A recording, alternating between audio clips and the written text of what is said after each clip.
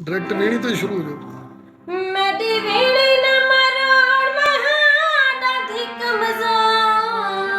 ਜਿਓ ਜਿਓ ਅੱਲਾ ਤੋਂ ਤੌਬਾ ਕਰੋ, ਤੁਸੀਂ ਕਮਜ਼ੋਰ ਹੋ।